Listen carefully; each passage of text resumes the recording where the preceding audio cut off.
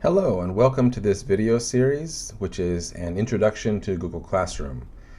This is an introduction video to the video series, just so you can sort of get an idea of why I'm making the video series and what we're going to cover and how we're going to cover it.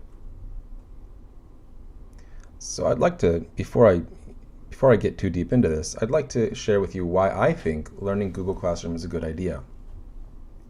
And I have 5 reasons. There could be more, and you could disagree with some of these, and that's fine. The first is technology use in education is seemingly only increasing. We can't really hide from it, and becoming adept with multiple softwares and platforms is probably a good idea for most teachers.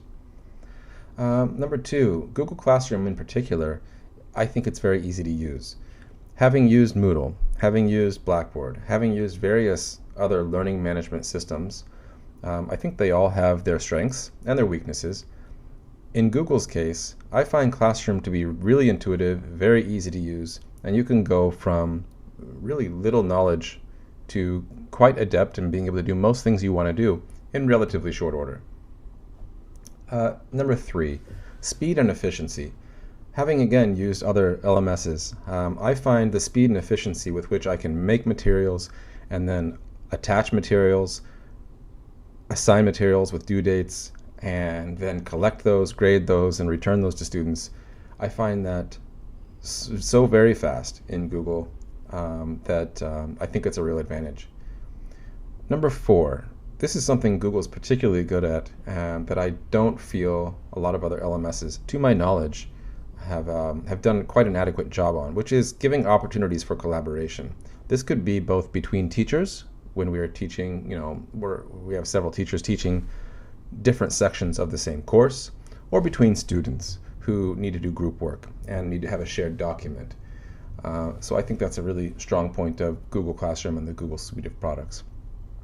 Finally, record keeping. I have found record keeping not only in terms of grading, which is a strong point of Google, but in terms of just keeping track of all the comments that are made on a student's assignment, or being able to check the different versions of a document, the history of an assignment for students.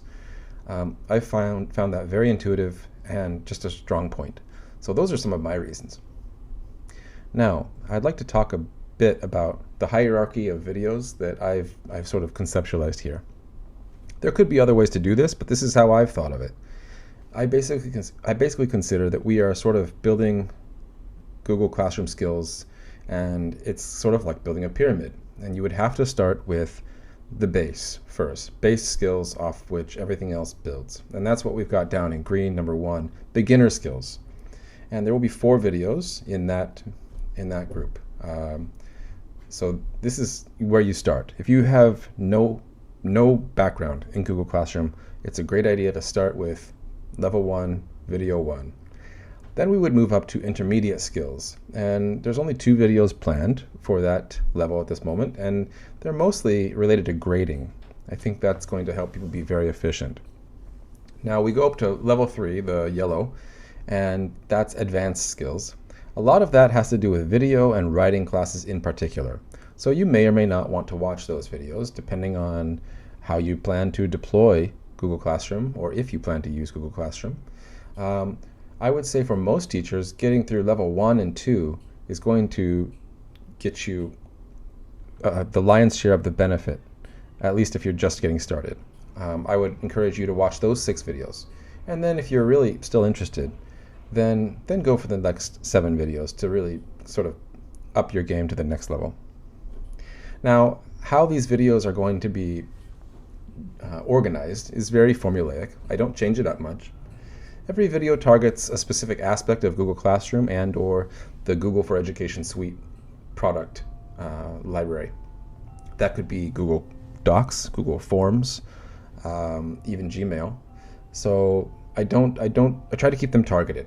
I demonstrate tasks and explain through a screencast. So you'll actually see me doing it on screen and hear my voice as I sort of narrate what I'm doing and why I'm doing it. And third, and most importantly, I know personally I learn best when I don't just listen passively to a lecture or watch a video passively, that I actually try it. I actually try to apply the skills and do them myself. So that's why every video will close with a try for yourself element. It's sort of almost like a checklist, and it encourages you to try tasks independently.